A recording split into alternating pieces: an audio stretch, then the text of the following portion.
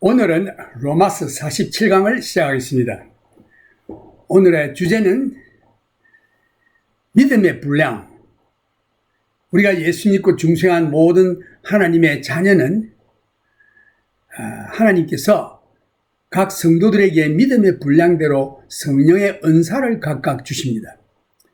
교회에서 각 성도들은 하나님께서 주신 믿음의 분량대로 받은 은사를 사용하여 머리 대신 예수님의 몸된 교회를 섬기는 것입니다.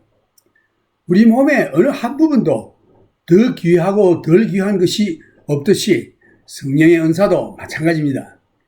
로마서 오늘 12장 3절에 보면 내게 주신 은혜로 말미암아 너희 중 각 사람에게 말하노니 마땅히 생각할 그 이상의 생각을 품지 말고 오직 하나님께서 각 사람에게 나누어 주신 믿음의 분량대로 지혜롭게 생각하라. 여기서 이 은사에 대해서 오늘 간단히 말씀드리면 다음 주일에 더 자세히 말씀드리겠지만 그 5절에 보면 이와 같이 우리 많은 사람이 그리스도 안에서 한 몸이 되어 서로 지체가 되었느니라. 우리에게 주신 은혜대로 받은 은사가 각각 다르니 혹 예언이면 믿음의 분수대로 혹 섬기는 일이면 섬기는 일로 혹 가르치는 자면 가르치는 일로 혹 권위하는 자면 권위하는 일로 구제하는 자는 성실함으로 다스리는 자는 부지런함으로 긍휼을 베푸는 자는 즐거움으로 할 것이니라. 이 7가지 은사가 나열되어 있습니다. 믿음도 하나님의 주신 은사입니다. 선물입니다. 그 은사라고 하는 것은 선물의 뜻입니다. gift. 그 성령의 은사, 이것은 gift of Holy Spirit. 성령의 은사, 우리에게 주신 선물이다. 우리의 무슨 노력으로 얻은 것이 아니고 우리가 잘나 똑똑해서 이렇게 살아서 주신 것이 아니라 하나님의 은혜로, 이것은 아무 우리에게 장점 없는 하나님의 일방적인 하나님의 자비하심과 긍휼하심으로 우리에게 주시는 것을 은혜라고 합니다. 그래서 믿음의 분량대로 이 믿음도 하나님이 주십니다. 어떤 사람에게는 큰 믿음, 어떤 사람에게는 또한 다 적은 믿음, 하여튼 믿음이든지 그 믿음의 분량대로 지혜롭게 생각하라. 우리들에게 은혜로 말미암아 주신 하나님의 은사, 이 은사는 성령의 은사는 하나님의 은혜로 말미암아 우리에게 주신 것입니다. 우리가 열심히 기도를 했다거나 우리가 무슨 열심히 봉사를 했다거나 이걸 보고 주시는 게 아니라 예수 믿는 하나님의 자녀들에게는 하나님께서 보시고 그 믿음의 분량대로 은혜로 은사로 주신다고 했습니다. 그래서 여기서 로마서 12장 3절에서 8절 내용을 가지고 한번 우리가 개요를 생각해 본다면은 첫째 1, 2절에서 하나님의 은혜로 구원을 얻고 그의 은혜로 말미암아 받은 성령의 은사를 받은 성도의 하나님께 대한 태도는 계속적인 순종과 헌신밖에 없습니다. 그 다음 3절에서 8절 사이에 있는 말씀을 보면은 나 자신에 대한 태도는 겸손인 것입니다. 나에게 주신 은사가 무엇인지 잘 파악하는 것이 아주 중요합니다. 오늘 여러분들이 예수 믿고 중생을 했다면은 하나님께서는 여러분들과 또한 나에게 은사를 주셨습니다. 그 다음 이 은사를 받은 사람은 첫째로 하나님께 순종하고 헌신해야 하고 둘째는 하나님께 대한 순종과 헌신뿐만 아니라 나 자신에 대한 태도는 겸손입니다. 나에게 주신 은사가 무엇인지 잘 파악하고 그 은사로서 하나님을 섬기하는 것입니다. 교회를 섬기하는 것입니다. 그 다음 9절에서 21절 말씀 보면은 다른 사람에 대한 태도는 사랑입니다. 이 모든 것을 사랑으로 행해야 합니다. 결코 자랑하거나 마음속에 나도 모르게 교만한 생각이 들어 나는 이만큼 은사를 받았으므로 하나님이 나를 아주 신용하시고 사랑하신다. 너보다도 더 이런 생각 버려야 합니다. 하나님 앞에서는 우리가 똑같습니다. 이제 은사를 활용함에 있어서 우리가 가질 필요한 태도 3절에서 5절 잘 나와 있는데 모든 사람을 포함하고 있습니다. 고린도전서 12장 13절에 보면 우리가 유대인이나 헬라인이나 종이나 자유자나 다 한 성령으로 세례를 받아 한 몸이 되었고 또 한 성령을 마시게 하셨느니라. 베드로전서 4장 10절도 보면은 각각 은사를 받은 대로 하나님의 각양 은혜를 맡은 선한 청지기 같이 서로 봉사하라. 우리는 이 은사를 활용할 때에 어떻게 생각해야 하느냐. 첫째, 이 은사를 받은 일에 대한 그 부정적인 태도, 부정적이라기보다도 수동적인 태도, 우리가 생각할 그 이상의 생각을 하지 말아야 하는 것입니다. 내가 받은 그 은사 이상의 다른 것을 생각하지 말아야 합니다. 로마서 12장 16절에 그런 말씀이 잘 나와 있고, 그 다음에 능동적 태도, 이게 막 수동적 태도, 능동적 태도, 은사를 받았는데 그 은사를 넘어서서 다른 은사를 해 보겠다거나 내게 주시지 않은 그 은사를 행해 보겠다거나 이런 태도는 갖지 않는 것이 좋습니다. 그 다음에 그 능동적인 태도는 우리의 마음은 하나님만 위한 것이요 하나님의 양떼를 위한 것이며, 바울은 말하기를 고린도후서 5장 43절에서 쭉 나와 있는데, 우리가 만일 미쳐서도 하나님을 위한 것이요 만일 정신이 온전하여도 너희를 위한 것이니, 사나 죽으나 하여튼 하나님 영광을 위해서 사는 이 바울의 태도를 우리가 본받아야 할 것입니다. 그 다음에 하나님의 역사는 우리들에게 주신 은사를 통해서 나타납니다. 히브리서 2장 4절에도 보면은 하나님도 표적들과 기사들과 여러 가지 능력과 및 자기 뜻을 따라 성령에 나눠주신 것으로서 저희와 함께 증거하셨느니라. 우리가 복음을 전하고 우리가 살아갈 때에 하나님께서 우리 생활에서 표적과 기적들로 역사하십니다. 여러 가지 능력 및 자기 뜻을 따라 성령에 나눠주신 것으로 그 사람과 함께 증거하시는 것입니다. 우리가 증거할 때 내 혼자 한다고 생각하면 안 돼요. 하나님께서 나와 함께 증거하는 것입니다. 하나님께서는 우리에게 주신 은사를 사용하십니다. 그 6절에서 8절 말씀 보면은 믿는 자들이 은사를 사용함에 있어서 차이점이 무엇이냐? 우리 각자에게 내려주신 하나님의 은혜입니다. 고린도전서 4장 7절에 보면은 누가 너를 구별하였느뇨? 내게 있는 것 중에 받지 아니한 것이 무엇이뇨? 내가 받았은저 어찌하여 받지 아니한 것 같이 자랑하느뇨? 우리가 은사를 받고 주를 위해서 봉사를 할 때에 그것이 내게서 나온 것이 아니에요. 하나님이 주셔서 하나님이 우리를 사용하시는 것이므로 결코 내가 내 자신을 자랑할 수도 없고 자랑해서는 안 되는 것입니다. 이제 왜 7가지 은사가 여기에 나열되어 있는가? 더 많은 은사들이 있으나 대표적인 것만 선택하여서 모든 다른 은사들이 이 7가지 은사 속에 포함할 수 있는 것입니다. 성경에서 성령의 은사에 대해서 고린도전서 12장과 에베소 4장과 그리고 로마서 본문인 12장에 잘 기록되어 있습니다. 하나님께서 우리들에게 은사를 주시면 유익되게 하려 하심이라. 고린도전서 12장의 말씀이 나와 있습니다.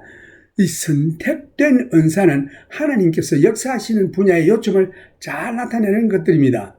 이러한 은사들은 신약시대 이후로 교회를 목회함에 있어서 절대적으로 필요한 부분인 것입니다. 이 은사들이 어떻게 사용되는가? 그래서 여기서 이 본문의 기본적인 그 요점을 드러내고 있는데, 첫째 보면은 예언의 은사, 대언이라고도 하는데 이것은 선포, 설교 혹은 미래의 말을 말하는 것입니다. 그러니까 믿음의 분량대로 해라라는 말씀이 있는데, 이 분량이라는 것은 그 원래 뜻이 기준 혹은 분량, 규칙. 이것은 하나님의 말씀에 부합하여 실천되어야 하는 것입니다. 고린도전서 14장 37절에 보면은 만일 누구든지 자기를 선지자나 혹 신령한 자로 생각하거든 내가 너희에게 편지한 것이 주의 명령인 줄 알라. 여기에 하나님의 말씀에 부합하게 거기에 맞게 말씀을 전해야 하는 것입니다. 그렇지 않으면 잘못된 것입니다. 그래서 이 예언의 은사, 참 목회에 있어서 아주 필요한 것인데 하나님께서 주신 은사에 따라 행함이 중요합니다. 은사를 넘어서 자신이 받지 아니한 다른 은사를 실시하려고 하지 말아야 하는 것입니다. 만일 봉사하는 은사를 받았으면 가르치거나 설교하려고 하지 말아야 하는 것입니다. 그 사람들이 사람 앞에 나타내고자 하는 그런 마음들이 있어가지고 자꾸 나타나서 자기에게 주시지 아니하는 은사를 해보려고 애를 쓰다가 실패하고 하는 경우를 볼 수 있는데, 그런 행위는 우리가 삼가해야 할 것입니다. 그 다음 그 지적인 필요성, 이 가르치는 은사는 가르치는 일로 주님을 봉사해야 합니다. 가르치는 은사에 집념해야 하는 것입니다. 다른 분야에 손을 대지 말아야 하는 것입니다. 이는 성도를 온전케 하며 에베소 4장 10절을 보면은 이 가르치는 은사를 주신 목적은 이는 성도를 온전케 하며 봉사일을 하게 하며 그리스도의 몸을 세우려 하심이라. 그래서 그 가르치는 은사는 사도, 그 다음 선지자, 목사, 교사, 전도자 이런 사람들이 있는데, 말씀을 가르쳐서 성도들을 온전케 하여 교회에 봉사하도록, 그리하여 교회 그리스도의 몸을 세우려 하기 위해서 이 가르치는 은사를 주셨습니다. 그 다음에 감정적인 그 필요성이 있는 분야에 권위의 은사가 나오는데, 권위하는 자는 권위의 일로 자기 은사에게만 충실하고 창념해야 하는 뜻입니다. 이 반복한 말씀은 권위의 은사는 권위하는 일로 이렇게 반복해서 권위의 은사를 받았으면 권위에 창념해라. 그것에 집념해라. 권위의 은사에 집념하라는 뜻입니다. 왜? 그 일의 부르심을 받았기 때문입니다. 이제 물질과 재정의 필요성, 구제하는 자는 성실함으로, 다스리는 자는 부지런함으로, 긍휼을 베푸는 자는 즐거움으로 할 것이니라. 구제 혹은 주는 자, 이 나누어 주는 자는 성실함으로. 누가복음에도 5번이나 언급되는데, 누가복음 3장 11절 대답하여 가로되 옷 2벌 있는 자는 옷 없는 자에게 나눠줄 것이요 먹을 것이 없는 자도 그렇게 할 것이니라 하고, 에베소 4장 28절에도 보면은 도적질하는 자는 다시 도적질하지 말고 돌이켜 빈궁한 자에게 구제할 것이 있기 위하여 제 손으로 수고하여 선한 일을 하라. 데살로니가 전서 2장 8절에도 보면 우리가 이같이 너희를 사모하여 하나님의 복음으로만 아니라 우리 목숨까지 너희에게 주기를 즐겨하면 너희가 우리의 사랑하는 자 됨이니라. 그래서 이게 성실함으로 하라고 했습니다. 신약 성경에서 7번이나 나옵니다. 그 다음에 행정의 은사를 받은 자 혹은 다스리는 일, 조직의 필요성이 있는데, 이 다스리는 자는 부지런함으로 해야 하는 것입니다. 이 지도하는 일, 이것이 8번이나 나오는데, 데살로니가 전서 5장 12절, 디모데 전서 3장 4절에서 5절, 데살로니가 전서 2장에서 8절, 11절, 데살로니가 전서 2장 17절, 에베소 4장 3절, 각각 이렇게 8군데나 나와 있습니다. 그 다음 물질적 필요성, 헌금에 대해서 나와 있는데, 구제하는 자는 즐거움으로 자비로운 마음으로 즐겁게 기쁘게 바쳐라. 마치 불에 단련하는 금과 같이 사용을 받을 수 있는 것입니다. 밝게 빛나는 이러한 은사, 고린도후서 9장 7절도 보면 각각 그 마음에 정한 대로 할 것이요 인생함으로나 억지로 하지 말지니 하나님은 즐겨내는 자를 사랑하시느니라. 하나님이 능히 모든 은혜를 너희에게 넘치게 하시나니 이는 너희로 모든 일에 항상 모든 것이 넉넉하여 모든 착한 일을 넘치게 하게 하려 하심이라. 기록한 바 저가 헛되이 가난한 자들에게 주었으니 그의 의가 영원토록 있느니라 함과 같으니라. 심는 자에게 씨와 먹을 양식을 주시는 이가 너희 심을 것을 주사 풍성하게 하시고 너희의 의의 열매를 더하게 하시리니 너희가 모든 일에 부유하여 너그럽게 연보를 함은 저희로 우리로 말미암아 하나님께 감사하게 하는 것이라. 이 헌금하는 자는 아주 즐거움으로 물질을 낼 때에 아주 아깝다는 생각으로 하지 마시고 기쁨으로 즐거움으로, 주님이 나를 구원해 주신데 내가 아까운 게 뭐겠습니까? 어떤 사람은 은혜를 받고 막 한 11절을 냈습니다. 그리고 나중에 뭐 병도 나고 어려움이 당하니까 이거 하나님께서 나에게 헌금 내도 아무 축복도 안 하시네 하고 교회에다 전해가지고 내 헌금 낸 것 돌려주시오 한 사람이 있어요. 그런 사람은 처음부터 헌금 안 하는 게 좋습니다. 그래서 하나님을 알지 못하고 하나님이 무슨 돈이 없어서 가난해서 그런 게 아니라 여러분의 마음을 보시고 하나님이 여러분을 지극히 사랑하셔서 자기 아들 독생자 예수까지 육신을 입혀 보내주셔서 십자가에 나의 저와 여러분의 죄를 주셨는데 그걸 가지고 돈으로 이렇게 계산을 한다면 그 은혜를 깨닫지 못한 사람입니다. 결론적으로 이 첫 네 가지 은사 수동적입니다. 겸손이란 우리가 받지 못한 은사를 실행하려고 하지 않는 것이 겸손입니다. 그 다른 은사 받은 사람을 부러워하여 그것을 해보려고 하다가 이 참 문제가 많이 야기되는데 자기 은사에만 집착하는 것입니다. 봉사의 은사는 봉사에만, 가르치는 은사는 가르치는 일에만, 또 권위하는 은사는 권위하는 일에만, 봉사하는 자가 막 말씀을 가르쳐 보려고 은사도 받지 못했는데 이렇게 하다가는 이 문제가 있는 것입니다. 수동적 겸손이란 우리가 받은 은사를 올바르게 사용하는 것입니다. 두 번째, 세 가지 은사는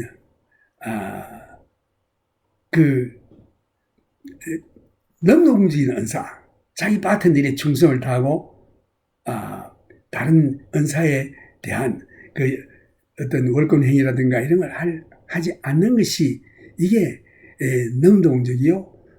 수동적인 것은 다른 사람의 은사를 부러워해서 그걸 해보려고 이렇게 애쓰는 거 그거 그만둬야 합니다. 그런 데서 교회에서 문제가 생기는 거예요. 자기에게 주신 하나님 은사 거기에 충실하면 됩니다.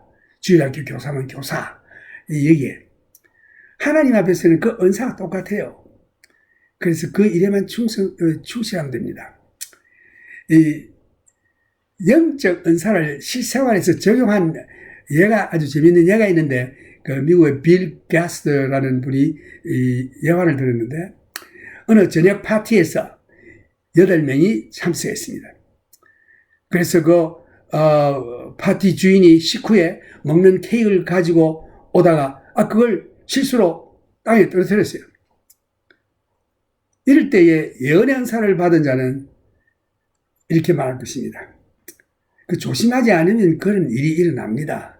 그 예언의 조심성 없는 습관을 바꾸도록 말해줍니다. 그러나 봉사의 은사를 받은 자는 아이쿠 이를 어쩌나 하면서 괜찮아라고 하면서 깨끗이 치우는데 도와주면서 친구에게 용기를 북돋아 줍니다.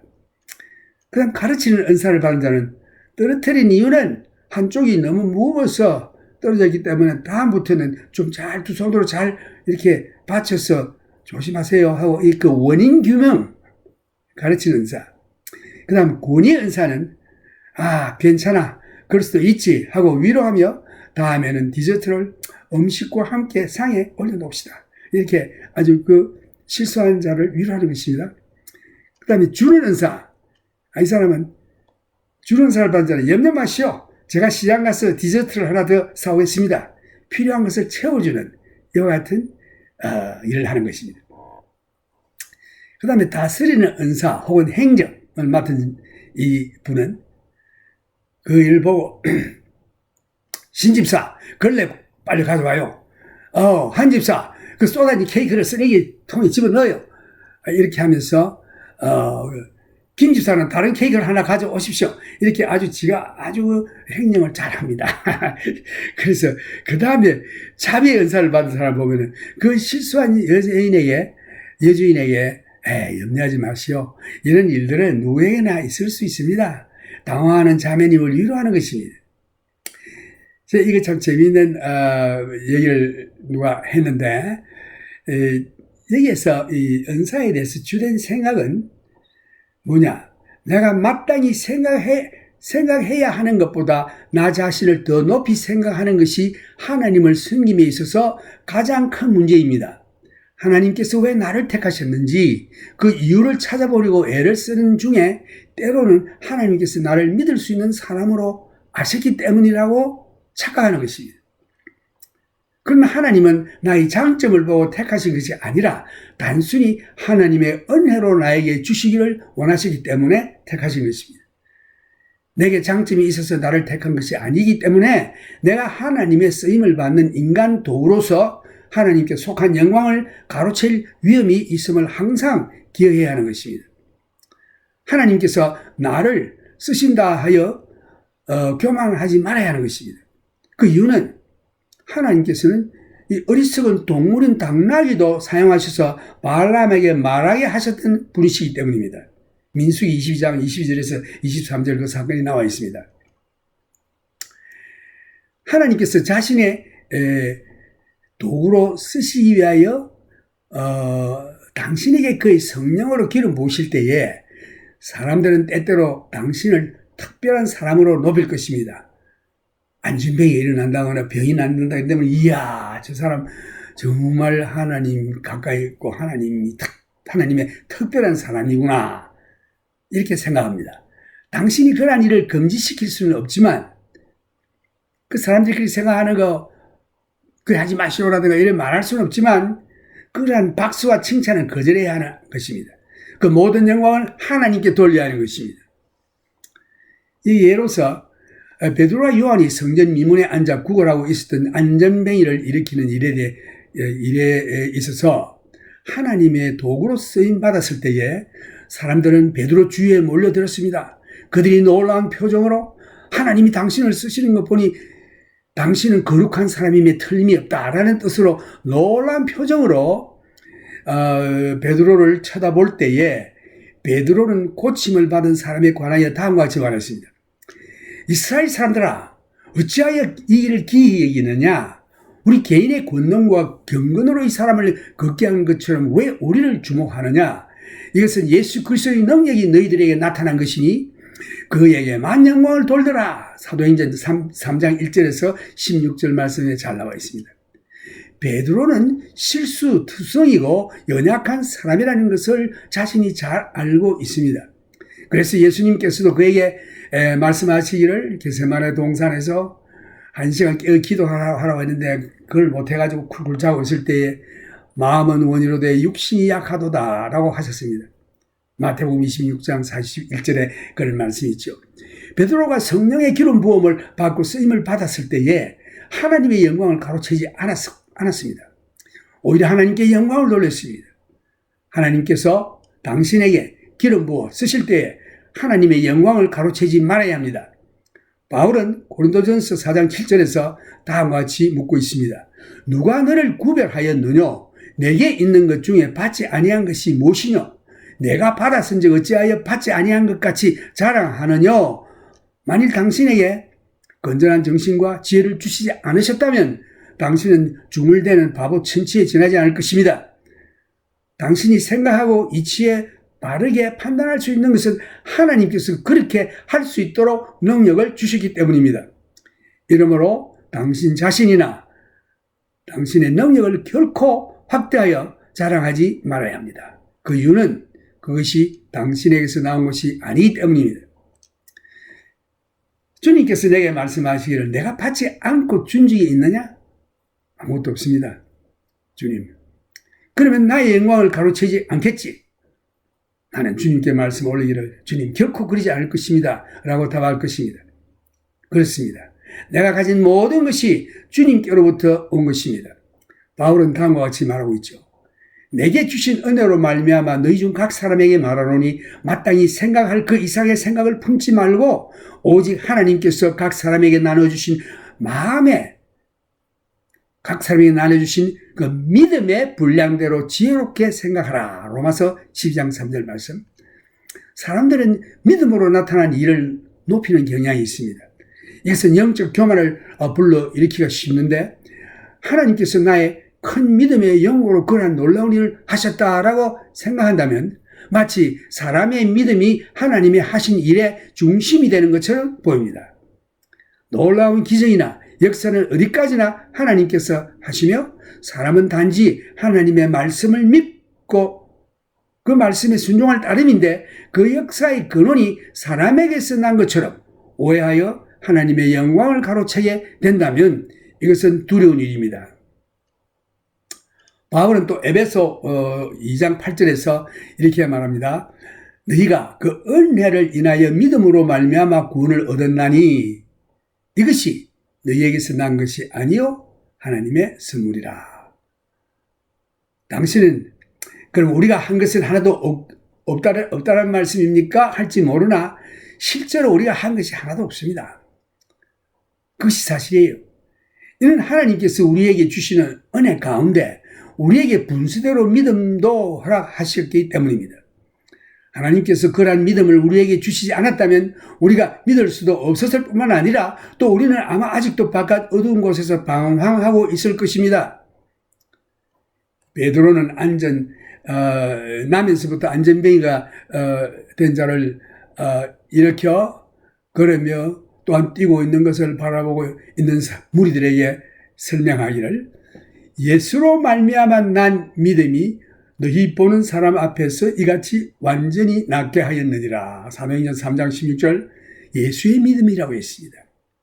이 이적을 행한 믿음도 예수 그리스도께로부터 왔다고 주장했고 베드로는 이 믿음이 심지어 자기 믿음이라고 주장하지 않았습니다. 이 사건은 오늘날 우리들이 전 이 세계를 통해서 현 세대에 듣고 보는 큰 믿음을 가졌다고 주장하는 자들에 대한 새로운 견해를 갖게 하는 좋은 교훈이 될 것입니다. 믿음은 하나님께서 우리에게 주신 선물인데 이 선물은 하나님께서 각 사람에게 각자의 믿음의 분량대로 나누어 주신 것입니다. I will speak this message in English now.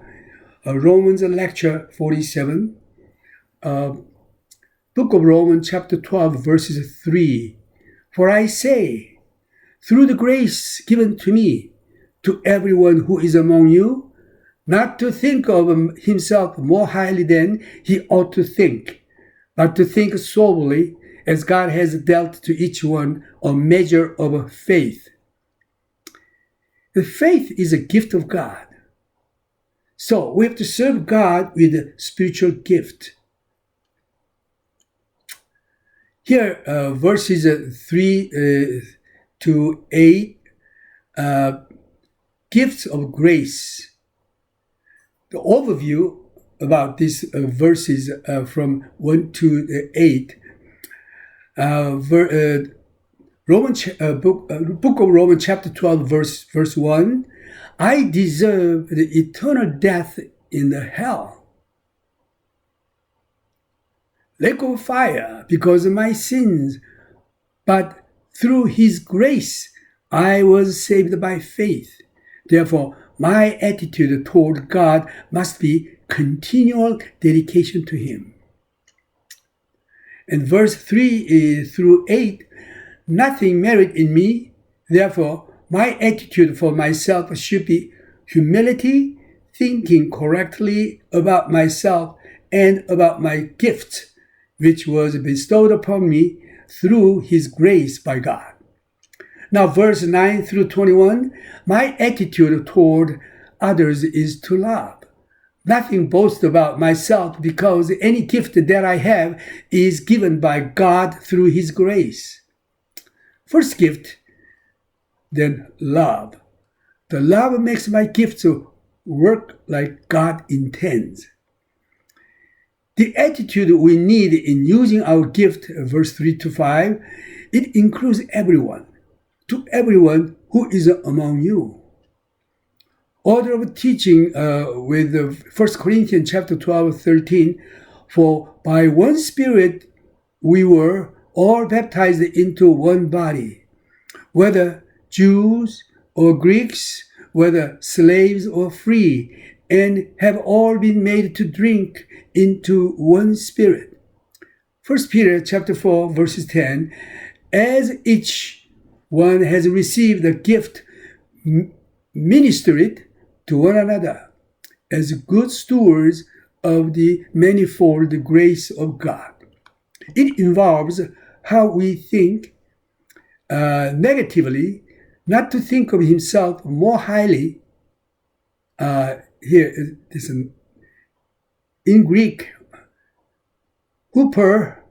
huperophronein, huperophronein. Not to think of himself more highly than he ought to think. Now, positively, great contrast to think soberly, sophronein in Greek, soberly, to save the mind. 2 Corinthians chapter 5, verses 13. For if we are beside ourselves, it is for God. Or if we are of sound mind, it is for you. It indicates that the work of God in giving us our gifts as God has dealt. This means to distribute according to the measure of faith. To each one, a measure of faith. Measure of faith in Greek, metron, pitios. Now, Hebrews chapter 2, verses 4, God also bearing witness both with signs and wonders, with various miracles and gifts of the Holy Spirit according to his own will. When we preach or witness Jesus Christ, God is always with us, showing some wonders and miracles. Support his word. Application of our gift, verses 6 through 8. What causes the difference in the use of gifts among believers? The grace that is given to us, 1 Corinthians chapter 4, verses 7, for who makes you differ from another? And what do you have that you did not receive? Now, if you did indeed receive it, why do you boast as if you had not received it? Why are you these 7 gifts listed here? Why is the 7 gifts listed here? It's probably much more than that. Which is a sampling. More could have been included arbitrarily. A summary of the gifts, the rest fit into these 7 or are supportive of them. Selection.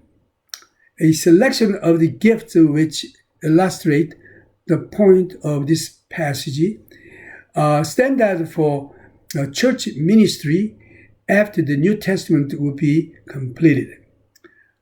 How are these gifts to be used? Romans chapter 12, verses 6. Having then gifts differing according to the grace that is given to us, let us use them. If prophecy, let us prophesy in proportion to our faith. Or ministry, let us use it in our ministering. He who teaches in teaching. He who exhorts in exhortation. He who gives with liberality. He who leads with diligence. He who shows mercy with cheerfulness. Spiritual needs, prophecy, preaching or foretelling. If prophecy, according to measure of faith, according to measure of faith is in Greek, kata, 10, analogian, tes, pitios. Controlled by the word of God, 1 Corinthians chapter 14, verses 37. If anyone thinks himself to be a prophet or spiritual, let him acknowledge that the things which I write to you are the commandment of the Lord. Importance of prophecy is to agree with the word of God. Practical needs, ministry, emphasizing the importance of sticking to what you are gifted to do. Do not try or preach if you have the gift of serving. Teaching intellectual needs. Teaching, stick to it. Do not wander into other areas. And exhorting, he who exhorts, stick to it. That's where you belong. One called alongside of. Giving, material and financial needs. Giving, share. The share. And he who has tunics, let him give to him who has none. And he who has food, let him do likewise. So if you have a suit, you give some one to other poor people. Ephesians chapter 4:28. Let him who stole steal no longer, but rather let him labor, working with his hands what is good, that he may have something to give him who has need. The 1 Thessalonians chapter 2 verses 8. So affectionately longing for you, we were well pleaded to impart to only the gospel of God, but also our own lives, because you had become dear to us. When give it with liberality. Used 7 times. Administrative or organizational needs. Leading with diligence. Used 7 times. 2 Timothy 2:15. Be diligent to present yourself approved to God, a worker who does not need to be ashamed, rightly dividing the word of truth. Ephesians chapter 4:3, endeavoring to keep the unity of the Spirit and the bond of peace. Now, he who shows mercy with the cheerfulness, the physical need. 2 Corinthians chapter 9 verses 7. So let each one give as he purposes in his heart, not grudgingly or of necessity, for God loves a cheerful giver. Summary. Humility means we do not try to be something we are not. The first 4 gifts, which is belong to first 4 gifts. Humility means we use the gifts we have in the right way. The second 3 gifts. Spiritual gift is the practical application. It's an example by Bill Gothard. Example of a dinner party, 8 people present, hostess drops the dessert on the floor. And the people who has a gift of a prophecy saying, that's what happened when you are not careful. And to change her habit. Now, people who has gift of serving say, let me help you clean up to encourage a friend.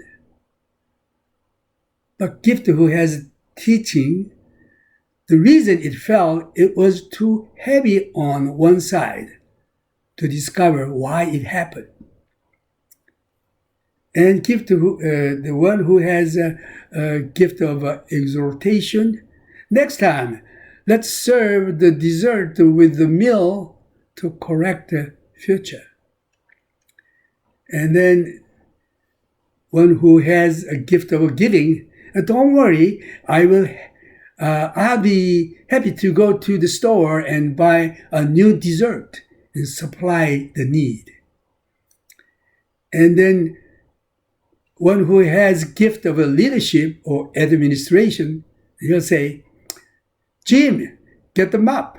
Sue, help pick that cake up from the floor. Mary, go fix another dessert. And he just organized, is working fine. Everything work out fine, solve the problem. And one who has a gift of showing mercy, don't feel badly. It could have happened to anyone. And he's relieved embarrassment. Key thoughts here. Thinking more highly of myself than I ought is one of the greatest problem in serving God, in trying to find the reason why God chose me.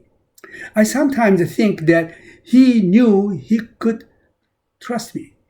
However, you do not have any merit, but God uses me simply because He wants to. As a human instrument, I must be aware the danger of accepting the glory that belongs to God, lest I ever be puffed up because God uses me. I remember the instrument that He chose to speak to Balaam, a simply donkey. Numbers chapter 22, verses 22 to 33. When God places the anointing of His Holy Spirit on you as His instrument, people will oftentimes magnify you as someone special. You can stop them, but you can refuse to accept their plaudits. When Peter and John used by God to heal the lame man in the temple, the people gathered around the people. They looked at him in awe, as if to say, "You must be a very holy man for God to use you." Peter pointed out to heal the man and said, this story is telling in book of Acts, chapter 3, verse 1 through 16. Now, Peter and John went up together to the temple at the hour of prayer, the 9th hour. And a certain man lame from his mother's womb was carried, whom they laid daily at the gate of the temple, which is called Beautiful, to ask alms from those who entered the temple, who, seeing Peter and John about to go into the temple, asked for alms. And fixing his eyes on him with John, Peter said, "Look at us." So he gave them his attention, expecting to receive something from them. And then Peter said, "Silver and gold I do not have, but what I have I give you. In the name of Jesus Christ of Nazareth, rise up and walk." And he took him by the right hand and lifted him up, and immediately his feet and ankle bones received strength. So he, leaping up, stood and walked and entered the temple with them, walking, leaping, and praising God. And all the people saw him walking and praising God. Then they knew that it was he who was begging alms at the Beautiful gate of the temple. And they were filled with wonder and amazement at what had happened to him. And preaching in Solomon's portico, in verse 11, now, as the lame man who was healed held on to Peter and John, all the people ran together to them in the porch, which is called Solomon's, greatly amazed. So, when Peter saw it, he responded to people, "Men of Israel, why do you marvel at this? Or why look so intently at us, as though by our own power or godliness we had made this man walk. The God of Abraham, Isaac, Jacob, the God of our fathers glorified his servant Jesus, whom you delivered up and denied in the presence of Pilate. When he was determined to let him go, but you denied the Holy One and the just and asked for a murderer to be granted to you, and killed the Prince of Life, whom God raised from the dead, of which we are witnesses. And his name, and through faith in his name, has made this man strong, whom you see and know. Yes, the faith which comes through his, actually, Peter even don't acknowledge the faith is his own, is from Jesus. Yes, the faith which comes through him has given him this perfect soundness in the presence of you all. Peter knew that he was a blunderer and a weakling. Jesus told him, the spirit indeed is willing, but the flesh is weak. Matthew chapter 26, verse 41. So when he anointed and used him, Peter wasn't about to take any credit for it. When God begins to anoint you, don't take credit. 1 Corinthians chapter 4, verse 7. For who make you differ from another? And what do you have that you did not receive? Now, if you did indeed receive it, why do you boast as if you had not received it? If you have been a talent, ability, or gift, why go around as thought it came from you? If God didn't put intelligence in you, you'd be a babbling idiot. You can think and reason only because he has given you ability, so never magnify yourself or your abilities. The Lord was speaking to me also.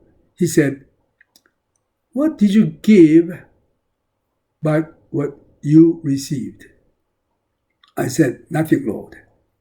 And he said, then you won't take credit for it, will you? I said, no way, Lord.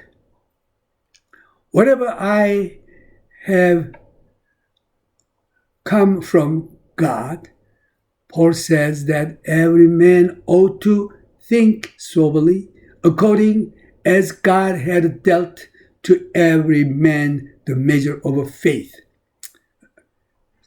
Chapter 12, verses 3.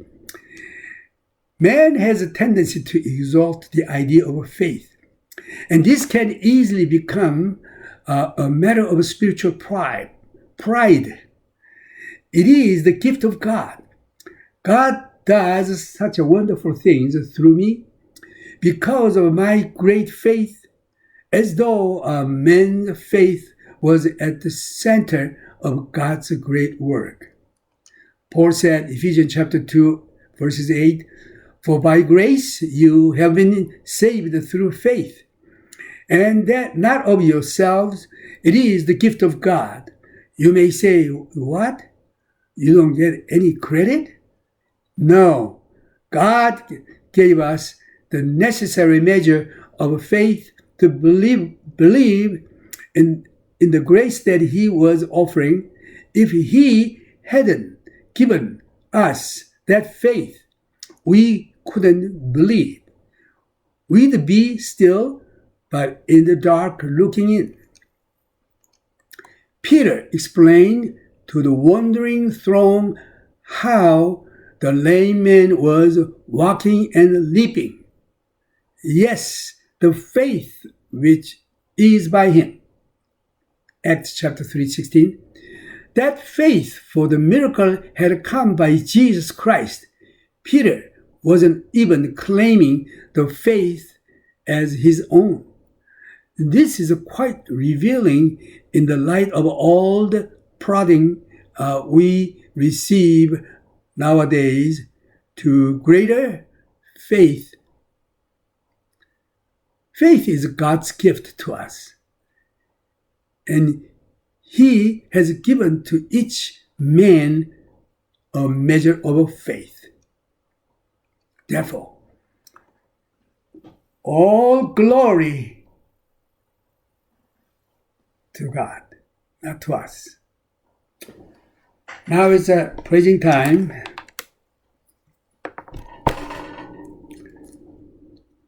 하나님의 은혜로 이 쓸데없는 자, 여러분들이 잘 아는 찬송 우리 함께 부르겠습니다.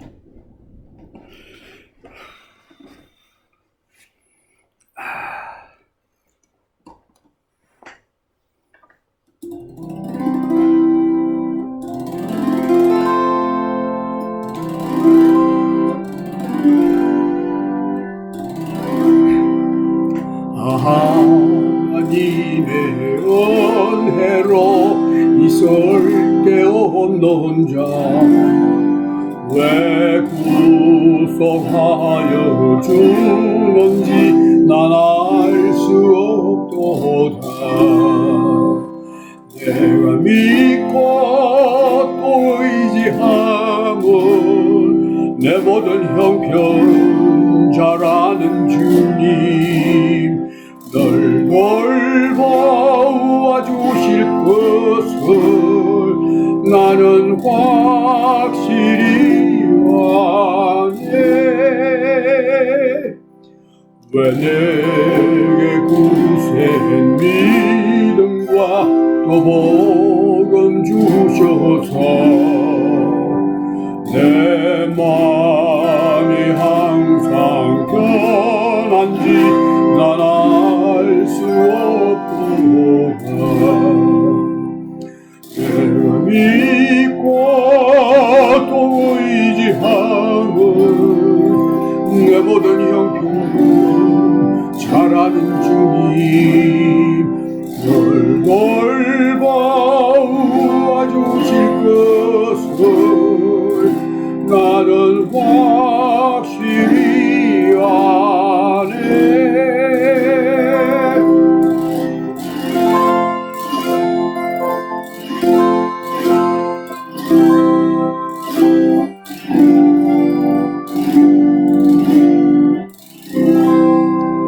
왜 내게 성령 주셔서 내 마음을 감동해 주 예수 믿게 하는지 난 알 수 없도다. 내가 믿고 또 의지함은 내 모든 형편 잘 아는 주님 널 돌보아 주실 것을 나는 확실히 아네. 주 언제 강림하실지 밤에 홍낮에 또 주님 만날 그곳도 난 알 수 없도다. 내가 믿고 또 의지하고 내 모든 형편 사랑하는 주님 널 돌봐주고 싶어서 나는 확실히 안해 내가 믿고 또 의지하고 내 모든 형편 사랑하는 주님 널 돌봐주고 싶어도 나는 확실히 안해